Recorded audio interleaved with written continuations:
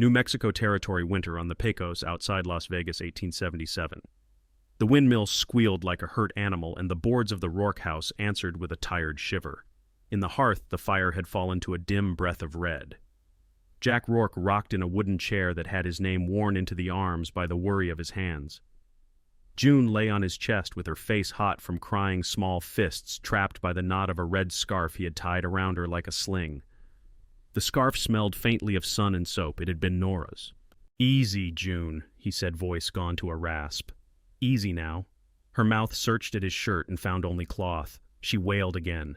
The sound thinned into the rafters and mixed with wind. He had ridden out every day until the horse's flank steamed and the iron of the bit tasted of blood. He had stood at doors cap pulled low, asking the same thing with the same dull hope. "Anybody still nursing?" he had said at the Porter place. "Not out here," Mrs. Porter had replied from the cracked, tired eyes and a candle shaking in the draft. "Not this winter, I'm sorry." At the Chavez homestead, the boy had stared at him and at the empty bottle in his saddlebag. "Ma says God will provide," the boy had said. "I hope he does." Snow had drifted across the lane, erasing the ruts. Jack had turned home with his jaw locked and the red scarf a hard line in his pocket. He fed the stove with the last of the piñon. He counted out the bottles his wife had washed before the baby arrived and put them back on the shelf because there was nothing to pour. June cried until the sound came apart. Then she slept in a twitchy way, lips working. The wind rattled the windows like a hand on old bones. Jack set her in the crate he had padded with a folded quilt, and the red scarf then rose to throw on another stick. The ember glow showed the room in pieces. The rocker, the shelf with a small wooden box high where he could not brush it by accident, the photograph of Nora at the edge of the mirror, the baby's cradle he had not finished sanding. A kettle hissed and stopped. 3 knocks came low and neat like knuckles on a church pew. Jack froze with his hand on the poker. June startled and took a sharp breath. He stood slow at first, then quicker, and went for the rifle that leaned by the door. He cocked his head and heard nothing but the wind and his own hand on the stock. He slid the bolt, then cracked the door just enough to show the night. A woman stood in the square of snow-dim yard. Her coat was torn at one sleeve and heavy with ice. Frost crystals clung to the tips of her lashes. Her lips were blue, and her breath came in small plumes. Her hands were pressed to her middle as if holding herself together. "I have milk," she said, voice brittle from cold. "I have nowhere else to go." Jack stared. The muzzle of the rifle dipped an inch. On the front of her blouse, dark was spreading in a slow, round stain. June let out a sound like a knife on string and began to cry again, wild and desperate. "Come in," he said. She stepped past him without looking up. The heat in the room made her sway. He shut the door against the wind and set the rifle back. When he turned, she was already near the hearth, crouched to the level of the chair as if asking permission. Jack nodded at the chair, then at the crate. "She is starving," he said. "I have tried everything I have." The woman did not answer. She turned her back to him and sat on the edge of the chair. Fingers that had not stopped trembling worked at the buttons, quick and practical. Jack looked at the floorboards, at the toe of his boot, at the coal scuttle. He lifted June and put her into the woman's arms. The baby's crying broke off. The sound in the room shifted so fast, Jack felt it in his chest, a change in pressure. There was only the wet, small rhythm of suckling and the thin sigh of the wind under the eaves. The woman's shoulders dropped with a shudder she did not allow to become a sob. Tears shined and fell along her cheeks, leaving clean streaks through road dust. Jack stood with his hands open as if he had forgotten what hands were for.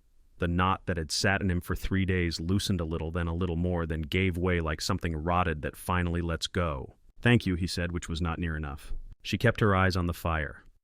He moved to the shelf, found a blanket, shook the grit from it, and draped it over her shoulders. Her skin had the hard chill of iron.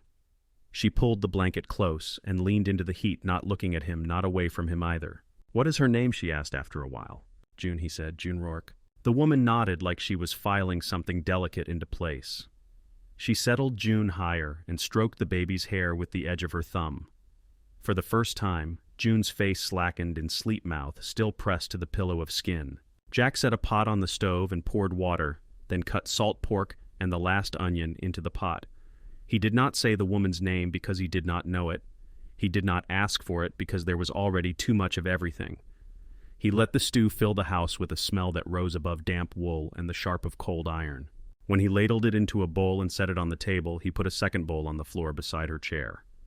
He pretended to fuss with the stove. She glanced at the bowl, and the way her eyes held the steam was private like a prayer. She ate with care. The first spoonful shook. The second went down easier. Her throat worked hard like she did not want to show it work. She kept her head bent hair hiding her face, and the spoon clicked against the edge of the bowl in a steady little metronome that calmed him. "Jack," he said finally, speaking to the kettle, to the wall, to the space that was not yet hers or his. "Jack Rourke." She wiped her mouth with the back of her hand, slow and neat, then looked up. Her eyes were dark and focused, as if the cold had burned away everything that was not necessary. "Ada," she said. "Ada Bell." He nodded. He crouched and added a stick to the hearth. Sparks went up and hung for a heartbeat in the draft before winking out. He could feel her watching the fire, not him. June breathed in little bursts and sighed. He set a folded quilt by the chair and another at the cot. He made a space by the hearth where the rug was thickest. He did not say she should sleep there. He did not say she could. He took the cradle out from under the table and brushed off the dust where he had left it when Nora's hands were still in the house. The cradle creaked and held.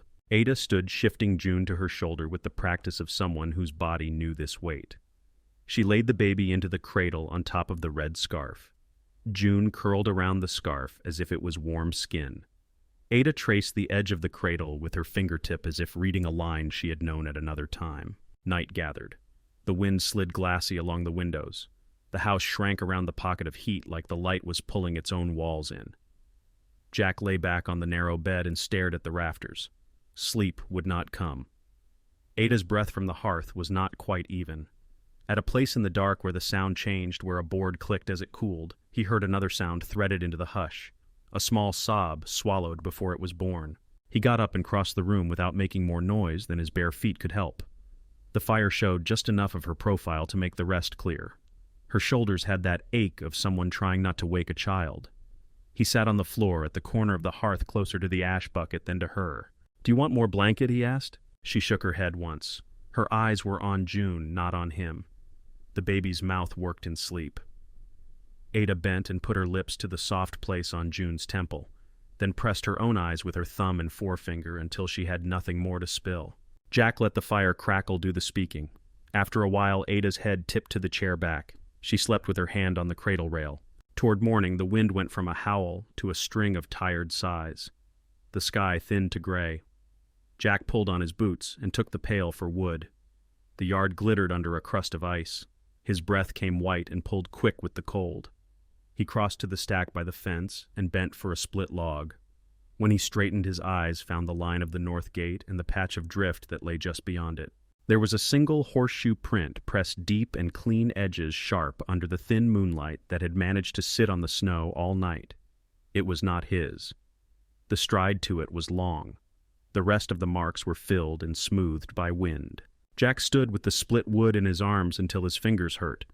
Then he let the snow slide from his boot and walked back to the porch. He paused halfway and looked at the house. In the small square of the window, the fire moved over two shapes, a woman and a child stitched together by light and the red thread of a scarf. He set the wood down and pressed the heel of his glove over the print until it blurred into the drift. He went inside and closed the door. By late morning, the wind had thinned to a steady hiss along the eaves. The light through the frost on the panes made slow patterns on the floorboards, as if the day was learning how to move again. Ada fed the fire in small, careful handfuls, and June nursed in long, easy pulls a wet rhythm that grew softer as the child gave in to sleep. Jack cut the last of the salt pork into a pot with the onion ends and a heel of bread, then stepped outside with the slop bucket for the hens. The yard was crusted white and gritty under his boots. He kept his eyes on the north gate out of habit now. The drift there looked smooth at a glance, but along the fence post a ridge had sunk a shade deeper. He stood still until his breath stopped streaming so thick, then turned back toward the house. He could feel the throb in his ribs that came from too many nights holding the baby upright. The windmill clacked once, then again, the blades catching, letting go, catching. Inside, Ada had pulled the old cradle out into the light. She ran a rag along its rails, scraping off a fine gray of dust that lifted and drifted like smoke. She had found the coil of twine behind the stove and threaded it through the slats to firm the sway. The red scarf lay folded at the head like a pillow. Jack watched her hands and the way they learned the cradle by touch, as if the wood was speaking a language she already knew. He set the pot to simmer and poured hot water into a shallow pan. He dropped 2 spoons in so they could forget their chill. On the table, he put the salt cellar and the tin cup that had a dent like a thumbprint. He did not say anything about staying. He put things where someone who was staying would find them. When the stew was ready, he set a bowl on the table and another on the floor near Ada's boots. He busied himself with the stove and kept his gaze on the iron. She watched the bloom of steam the way people watch church smoke. She ate slowly. The spoon clicked in a small, steady beat that made the room feel orderly again. "Thank you," she said after a time. He nodded. He wiped his hands on his trousers and looked at the window. Frost traced ferns across the glass, each frond catching light. June slept with her mouth open, a soft line of milk shining at the corner of her lip. By afternoon, the house had taken on the modest smell of pork and onion and pine smoke. Ada gathered a bucket and went out with Jack to fill it with clean snow from the shadowed side of the yard.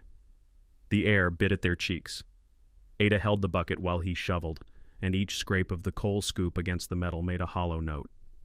Back inside, she set the bucket just off the heat and skimmed the melt with the back of a spoon.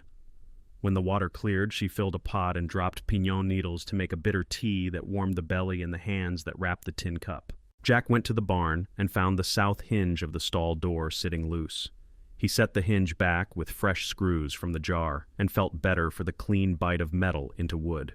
The sorrel blinked at him through a crust of ice on its forelock and breathed sugar steam on his sleeve.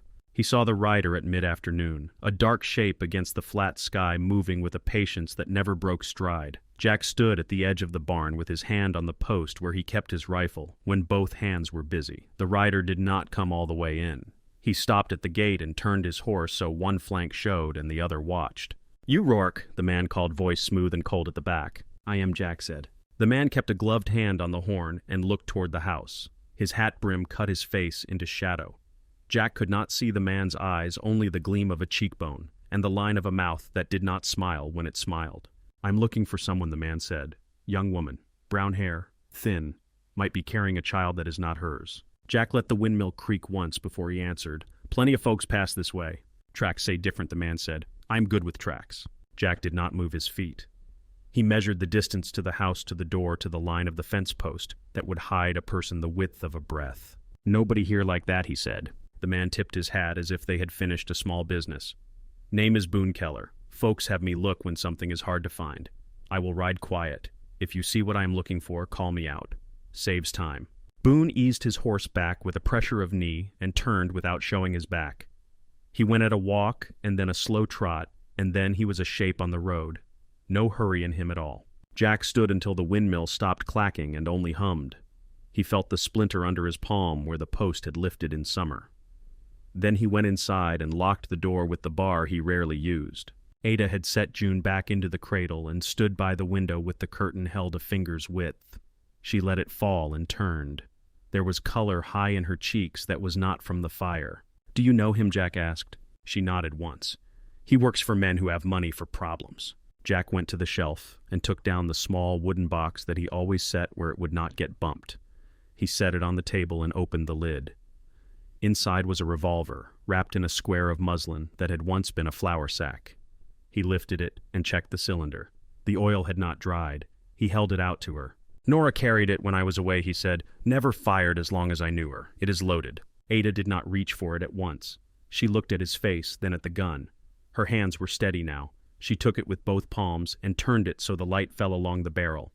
He watched the way she set her finger not on the trigger, but along the guard, the way someone had told her once and she had remembered. "Can you use it?" he asked. "Yes," she said. They did not say more. He showed her where he kept a little box of cartridges. He stood at the door and opened it a crack so they could see the post he had nailed a tin lid to for coyotes. She lifted the revolver, breathed out, and pulled. The sound in the doorway was dry and sharp. The tin lid jumped and the dust spumed off the post. June started in her sleep, then settled when the cradle moved under Jack's hand. Ada lowered the gun and looked at the line of smoke from the barrel as if reading a sign there. She set the revolver on the table and put the muslin back around it with a care that looked like respect. The afternoon folded into evening. They worked without saying much. Ada washed the pot and set it upside down. Jack mended a bridle strap that had torn clean near the buckle. He used Nora's needle and took small, even stitches that did not show, and that absence felt like the stitch itself. At the hearth, Ada made a bed with 2 quilts and a rug and laid June between them. She moved as little as possible when she shifted the child a slow gravity that made June sigh rather than wake. Jack brought in another armload of wood. The smell of sap rose sweet and then turned to bitter smoke. They ate the rest of the stew with bread. Jack refilled Ada's cup with the piñón tea without asking. Ada folded Jack's spare shirt and set it on the chair back where he would reach for it in the dark without searching. She dried her hands and took the revolver from the table and placed it on the crate by the fire where her hand would find it if she was not looking. "Do you have people in town?" Jack asked later, the question soft enough it could pass for talk to himself. Ada watched the coals through the grate. Not anymore. He nodded and let that live in the space between them. The things a person does not ask can be as heavy as the things they do. Outside, the wind dropped and then rose again with a new edge in it. The windmill complained.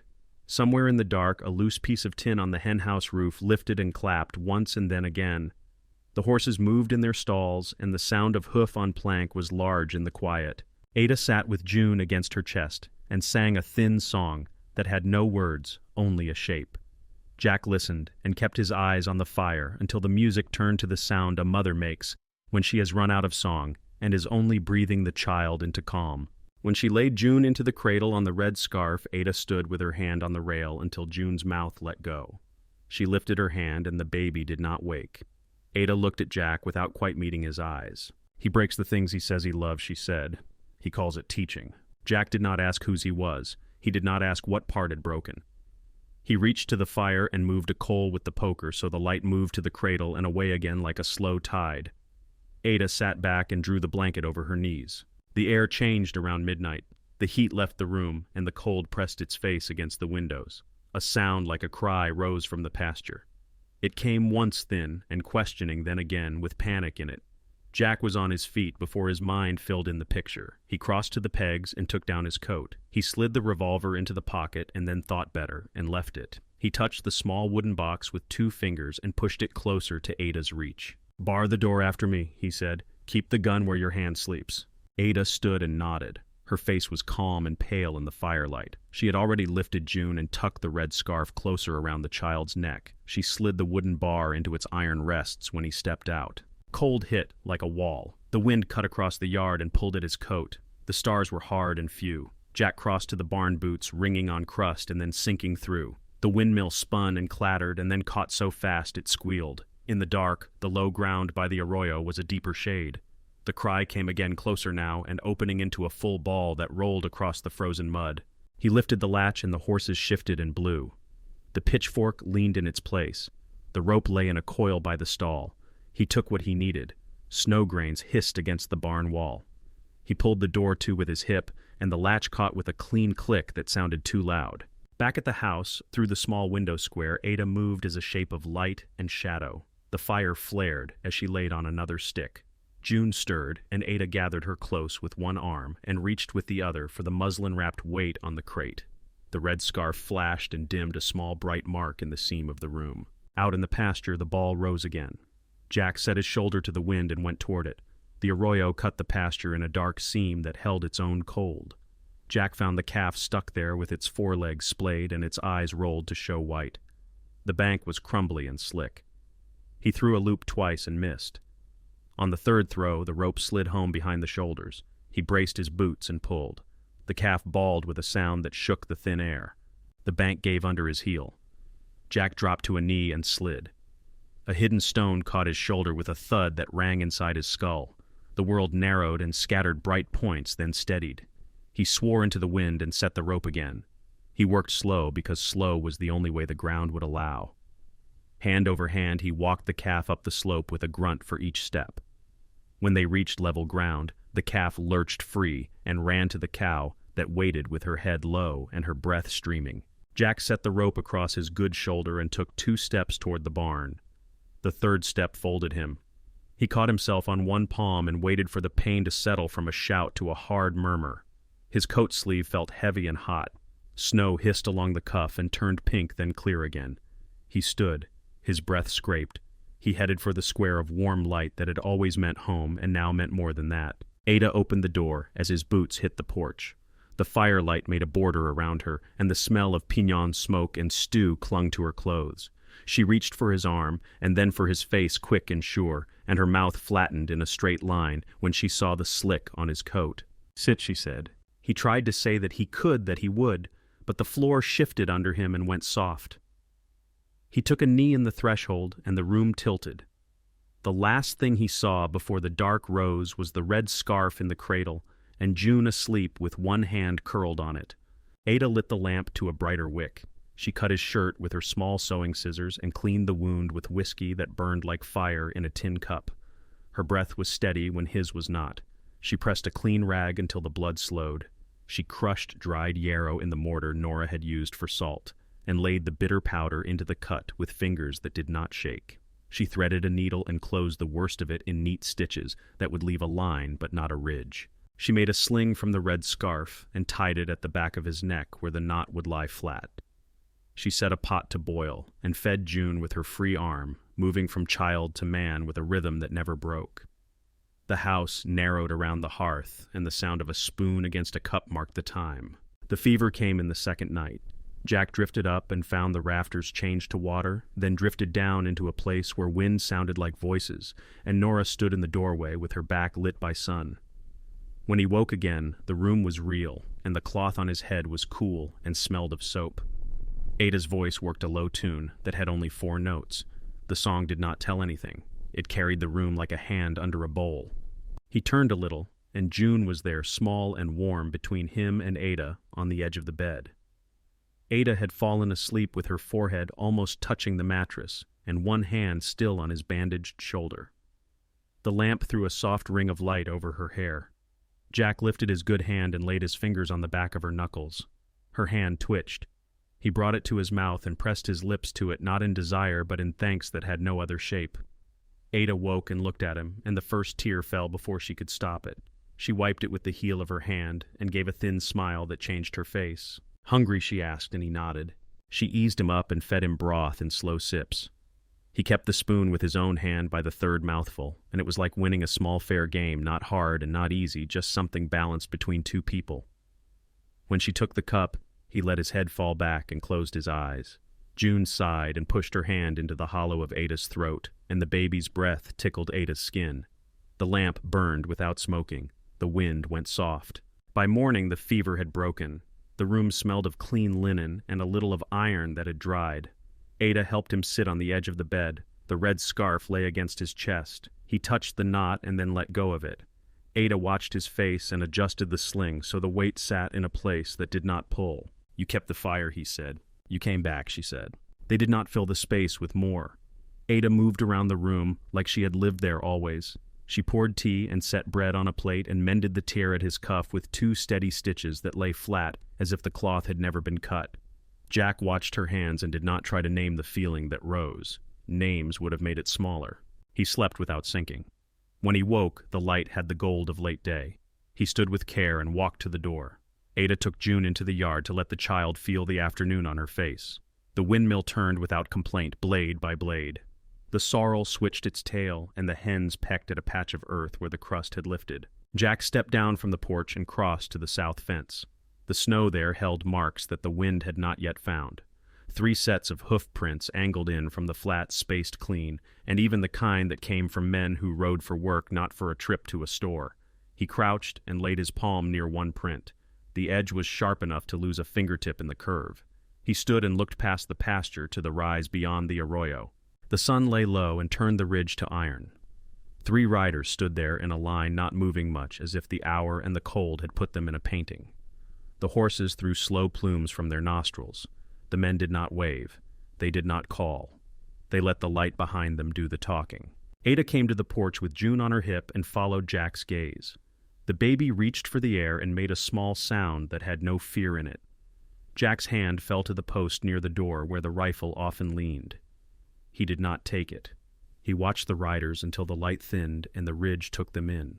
Then he went inside and set another log on the fire. The log caught with a low crack and settled to a steady burn that held the room in a warm circle. They came down the ridge when the light went copper and the cold lifted in a thin haze. 3 men in a shallow line horses picking careful steps coats, dark and heavy. Jack watched from the porch with his hand near the post where the rifle leaned. Ada stood just inside the door with June held close. The windmill turned a blade at a time and complained in a tired voice. The men stopped at the gate and let the moment hang. The one in the middle sat taller than the rest and did not bother to hide his face. Black hair slicked tight, clean gloves, a jaw that looked carved to take a punch and not feel it. Ada, he said, as if calling a dog. The word carried across the yard like a coin tossed to a floor. You look thinner. Ada did not step forward. She shifted June higher and breathed once through her nose. You are not welcome, Jack said. The man turned his eyes to Jack, as if only now seeing he was there. You must be Rourke, he said. I am Silas Whitlow. He said his own name the way a judge would read a fine. His men eased their horses a step apart so there was room to move. One had a scar that lifted his left brow into a crooked line. The other sat too still. I have come for what belongs to me, Silas said. Not that I want it. It is a matter of order. Nothing here is yours, Jack said. Silas smiled without making it to the eyes. He looked around the yard at the barn at the short fence where snow still clung at the windmill. His gaze came back to Ada and held for a slow count. Walk out, he said. We will be finished in a minute. Ada did not move. The baby's breath warmed the hollow of her collarbone. Ada's hand settled on the weight wrapped in muslin on the crate by the door. She did not look down at it. She did not need to. Silas sighed as if bored in church. Men, he said without turning his head. The scarred man at the left went for his gun. He did it fast and sloppy, as if show could beat skill. Jack had the rifle to his shoulder before the pistol was halfway up. The shot snapped the yard flat. The scarred man came off the saddle in a lift and dropped his hat rolling toward the woodpile. The second man kicked his horse for the flank. Inside, Jack said. Ada moved to the stone well and took cover behind it. She slid June into the cradle of her open coat and pushed the red scarf under the baby's head so the stone would not touch her. The baby made a small sound and quieted. Ada drew the revolver. Her hands had no tremor. Silas fired from the saddle. The porch post spat splinters into the air. Jack turned to cover Ada and the second shot found him. Heat hit his ribs and then a wet chill. He dropped to one knee and kept the rifle up. The horse of the second rider shouldered for the side yard. The man tried to get around the barn and lost sight of the door. Silas swung down from his saddle with a neat economy. He moved as if this was a task he had done often, not a thing that took courage-only practice. He came forward in a short half-circle to pull Jack away from the threshold. Stand up, Silas said, gun out and steady. Jack stood enough to keep the world from tilting. He held the rifle by the barrel left hand low as if ready to offer it and not ready at all. Silas smiled with a slow patience. Ada raised the revolver over the edge of the well. She found Silas in the glass of the lamp hung by the door. She breathed out, and the sight settled where thigh met holster. She squeezed. The sharp report hit the siding and rolled into the yard. Silas yelled and dropped as if the ground had pulled him by the bone. His pistol flew and thudded in the crust of snow. Jack stepped and caught himself on the post. The second rider burst from the corner of the barn, saw Silas down, and made the mistake of looking where his leader had fallen instead of where the shot had come from. Jack swung the rifle and fired. The man folded over his saddle horn and slid. His horse trotted wide with the reins loose. The yard went quiet except for the wind and the winch of the windmill. The smell of powder hung with the smell of frozen dirt kicked into air. Ada stepped around the well with the revolver still in both hands. She walked to Silas, who had rolled to his back and clutched his leg. Dark spread under him in a halo that steamed in the cold. He stared at Ada with a kind of shock that looked like insult, as if pain itself should have had the decency to pick another house. You think you changed the story, he said. His teeth showed a little. Men will come, they always do. Ada looked down at him without heat. If they come here, they will learn to leave. Jack leaned to the door frame and pressed a palm over his side. His fingers came away red. He set his jaw and breathed. Ada turned to him and then back to Silas as if measuring how much time a man like Silas deserved. Jack stepped to Silas and towed his pistol farther out with his boot. He squatted and pulled a coil of rope from the saddle of the downed man. He worked fast and tight wrists, first then ankles. Ada went to the crate and brought the square of muslin for the revolver and a strip of linen for a bandage. She looked at Jack's side and the muscles in her face flexed once and settled. The wound was a groove and not a tunnel. She bound it with the linen, then lifted the red scarf from the cradle and tied it across the wrap to hold the pressure. The knot sat clean. June slept through it with her mouth open and her fist twitching. Boone Keller appeared at the far corner of the yard with his hat in his hand. He had come in on the blind side and saw the results before the work. He stopped where the fence would keep him from being part of the inside of things. You brought trouble, Boone said to Silas, not unkind and not kind. Silas spat in the snow. Do your job, he said through his teeth. Boone looked at Ada. His mouth made a line that could have been respect. He nudged his horse through the gate and dismounted. He picked up Silas's pistol and unloaded it without looking at the cylinder. He handed the empty piece to Jack grip first. Then he stepped back and waited for a cue. "We will take him to town," Jack said. Boone nodded once. "Sheriff Hart will want him," he said. "He has a ledger with this name in it, more than once." They hauled Silas to his feet and set him across his own saddle. He cursed until the cold stole his air. Boone tied the lead rope to his horn and took up slack without roughness. Jack walked to the porch and took the rifle and set it on the pegs inside the door. He turned and looked at the yard as if to learn it again. The scarred man lay still in the dirty snow. The other breathed in small, fast pulls through his teeth and did not open his eyes. Ada covered June with Jack's coat and lifted the child to her chest. She took the revolver and tucked it where her hand could find it. She met Jack at the gate. "You can ride," she said. He nodded. The nod said yes, and also said that the ground might fall away if he stood too long. Boone brought his spare gelding from the rail and held the rein out. Jack mounted with his right foot slow and straight and set himself. His face had gone the color of iron. The sky had turned the pale of wet ash. The windmill groaned once and then fell quiet. They moved out in a line, Boone first with the rope, Silas across the saddle, Jack and Ada behind. The road toward town showed as a dull ribbon through the crust. Hooves rang on the frozen patches and sank in the soft ones. The air smelled like iron and smoke. Las Vegas rose out of the low hills, with lamps already lit along the square. Sheriff Hart met them at the steps with his coat collar turned up and his hat down. He looked at Silas, and then at Ada, and then at the gray ring of powder on the revolver she still held. "Bring him in," Hart said. They walked Silas through the office and into the barred room. The key turned. The iron door shut with a sound that did not want to end. Jack stood a little bent and held his side. Ada stood straight and watched as if she could keep the lock tight with her eyes. Boone leaned in the doorway and let the chill follow him. Hart signed his ledger and blew on the ink. He looked up at Jack's bandage. "Doc is 2 doors down," he said. Jack nodded. He was still, and then he was not. He put his hand on Ada's back between her shoulders, light and brief. June stirred under the coat and pushed her nose free. Ada lifted the edge so the child could see the light. Outside, the town sounded like a stove settling. The evening fell blue. Jack and Ada stepped off the porch into that color with the child held close and the red scarf dark against his coat where it tied the bandage tight. The wind that met them smelled of snowmelt and smoke from kitchens. The horses stood with heads low and steam working from their nostrils. In a second that felt longer than it was, everyone stood still, and a soft quiet slid over the street. Then a bell far off struck the hour and the town breathed again. They rode back from town with the light going pale over the hills.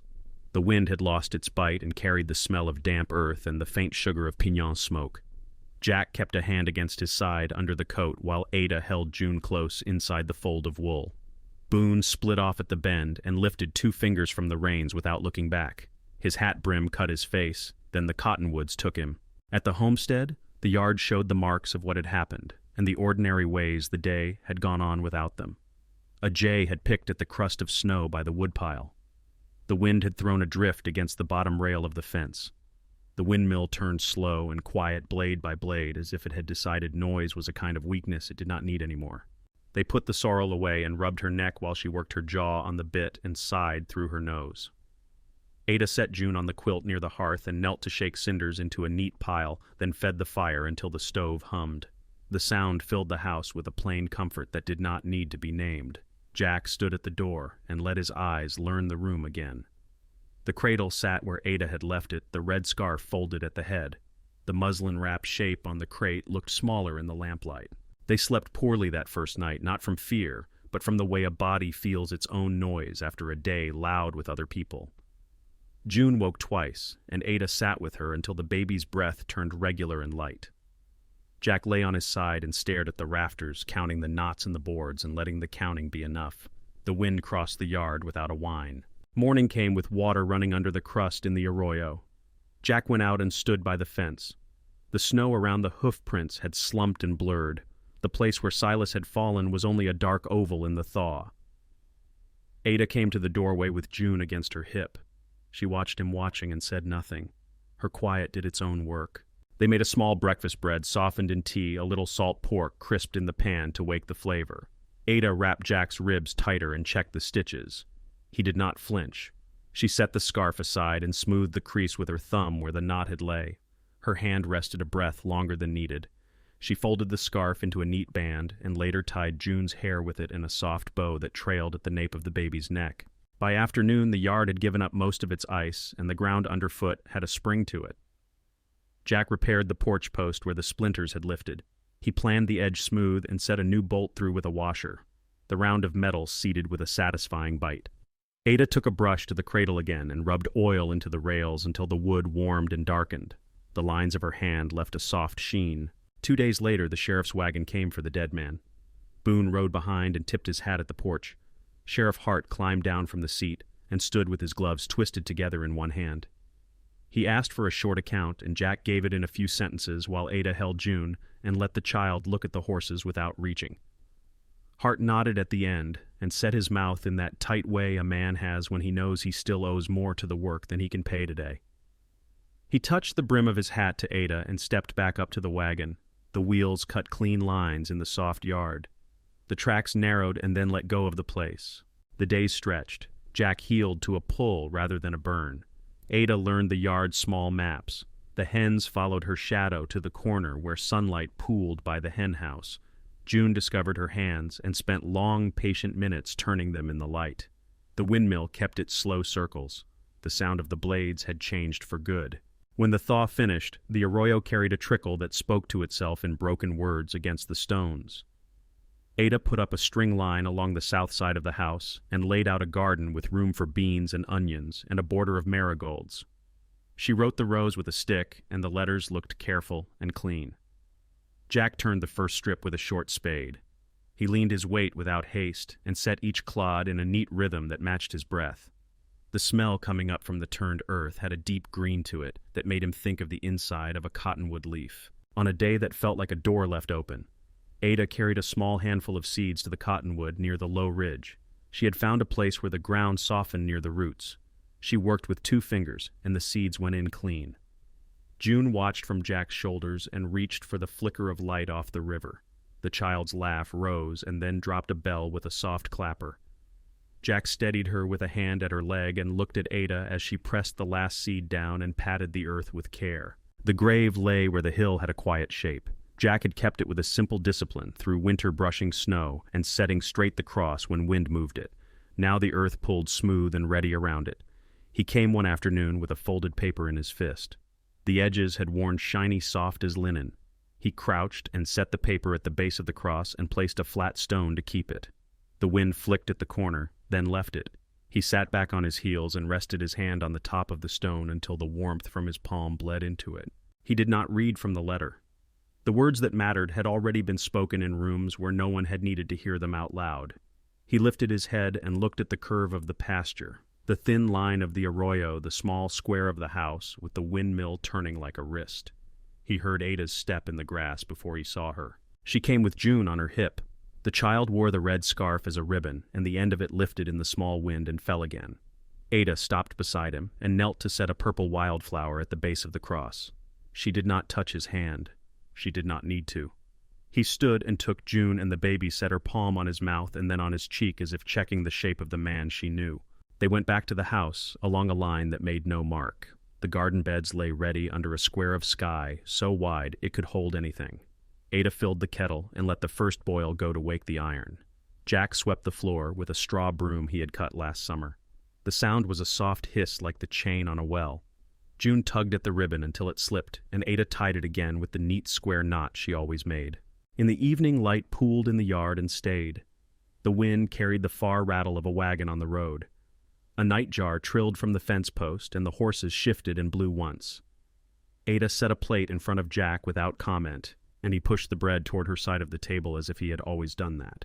They ate with slow, small bites. The quiet had nothing to prove. After the dishes, Jack went to the door and lifted the rifle from the pegs. He checked the chamber and eased the hammer down. He wiped the stock with a dry cloth and set the gun in the wooden box on the high shelf where it would not be knocked. He closed the lid and rested his palm there for a moment. The lid took the weight and gave nothing back. The box sat like any other thing that belongs where it has been set. Ada drew June a bath in a tin basin near the hearth. The child splashed and kicked and squealed at her own hands on water. Ada laughed once, a sound that came up from the place where all the day's small tasks had settled and fit. She lifted June and wrapped her in a towel and pressed her face to the clean, wet hair for the sheer fact of it. Jack watched with the look a man gets when something right is not rare and still feels like a gift. They stepped out to the porch in the late light. The sky over the Pecos had the clear blue of water held in a palm. The windmill turned and did not speak. The cottonwoods reached up into the color. Ada stood with June on her hip, and Jack stood close enough that their shoulders almost touched. June put her hand to Ada's chin and said a word that was not a word until it was. "Ma," she said. Ada closed her eyes a moment and opened them. She kissed the child's forehead and then set her cheek against the small, warm weight. Jack watched and set his hand on the doorframe in a quiet reverence that needed no church. The house held the smell of soap and clean wood and the last breath of stew. The fire drew in and breathed out. The wind crossed the yard and did not take anything with it. Thank you so much for listening to today's story. If this story resonated with you or made you reflect, I'd love to hear your thoughts, so feel free to share them in the comments below. And don't forget to subscribe and hit the notification bell so you won't miss the next story.